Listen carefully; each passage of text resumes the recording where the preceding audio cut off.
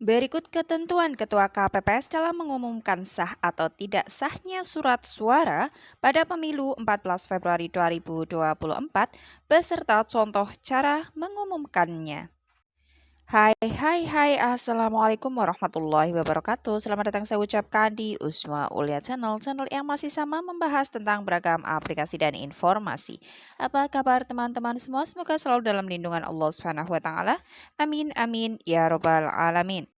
Baik, sebelumnya terima kasih disampaikan bagi teman-teman yang telah mengklik video ini, dan pada kesempatan kali ini akan saya informasikan ketentuan Ketua KPPS dalam mengumumkan sah atau tidak sahnya surat suara pada pemilu 14 Februari 2024 beserta contoh kata atau cara Ketua KPPS mengumumkannya. Jadi pastikan teman-teman untuk simak video ini sampai selesai ya, jangan di skip agar tidak gagal paham, juga pastinya tidak ada informasi yang terlewatkan. Ya, baik saja, langsung saja masuk ke pembahasannya. Jadi sebagai informasi pada proses penghitungan suara, kerjasama tim di TPS, artinya semua anggota KPPS harus bekerja sama dengan baik dalam pemungutan suara maupun penghitungan suara. Dan ini lebih saya fokuskan ke proses penghitungan suara untuk bagaimana Ketua KPPS mengumumkan sah atau tidak sahnya surat suara. Adapun ketentuannya, KPPS 2 membuka surat suara satu persatu untuk diserahkan kepada Ketua KPPS. Setelahnya, Ketua KPPS menerima surat suara dari KPPS 2, meneliti tanda coblos yang terdapat pada surat suara dan menentukan sah atau tidak sahnya surat suara, serta menunjukkan kepada saksi, pengawas TPS, anggota KPPS, pemantau masyarakat yang hadir, dan mengumumkan hasil penelitiannya dengan suara yang terdengar jelas.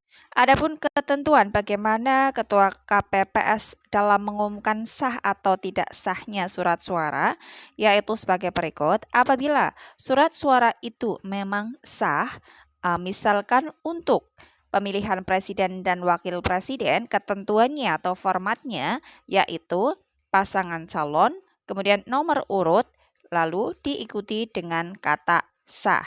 Langsung saya contohkan ya.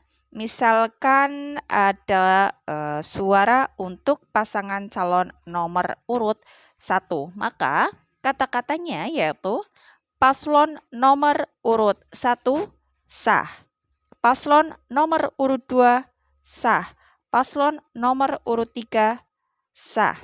Selanjutnya, apabila surat suara pemilu untuk DPRD Kabupaten atau Kota atau DPRD Provinsi ataupun DPR RI, ketentuannya sama. Apabila surat sah hanya untuk partai politiknya saja, maka ketentuan atau formatnya yaitu partai, nomor partai diikuti dengan kata sah. Misal atau contohnya yaitu misalkan ada surat suara yang sah untuk partai nomor 10 dan hanya sah untuk partai politiknya saja, maka kata-katanya adalah partai nomor 10 sah. Misal untuk nomor yang lain, partai nomor 16 sah, dan lain sebagainya, itu sebagai contoh seperti itu. Dan ketentuan berikutnya, apabila suara sah untuk calonnya bagi pemilu DPRD Kabupaten atau Kota, kemudian DPRD Provinsi ataupun DPR RI, maka formatnya atau ketentuannya yaitu nama partai, nomor urut partai, kemudian calon, dan nomor urut calon diikuti dengan kata sah. Misalkan ini adalah partai nomor 10, kemudian suaranya ditujukan untuk calon nomor 5. Maka kata-kata yang diucapkan oleh Ketua KPPS adalah partai nomor urut 10, calon nomor urut 5 sah. Contoh yang lain, partai nomor 15, calon nomor urut 1 sah. Demikian ya. Dan berikutnya, ketentuan untuk mengatakan surat suara yang sah untuk anggota DPD, yaitu calon, nomor urut calon, kemudian sah. Misalkan ada suara untuk calon anggota DPD nomor 8, maka tinggal mengatakan calon nomor urut 8 sah, calon nomor urut 5 sah, dan lain sebagainya. Kemudian berikutnya yaitu bagaimana ketentuan untuk mengatakan atau menyebutkan bahwa surat suara tidak sah, yaitu dengan cara menyebutkan penyebab tidak sahnya surat suara terlebih dahulu, kemudian diikuti dengan kata tidak sah. Adapun ketentuan yang mengakibatkan surat suara dinyatakan tidak sah, misalkan mencoblos lebih dari satu pasangan calon untuk PPWP ya, ataupun surat suara itu tidak tercoblos, ataupun mencoblos di luar garis yang sudah ditentukan, seperti itu ya, dan contoh-contoh lain yang mengakibatkan surat suara dinyatakan tidak sah. Dan jangan lupa, Ketua KPPS harus menyebutkan terlebih dahulu penyebab tidak sahnya surat suara, diikuti dengan kata tidak sah.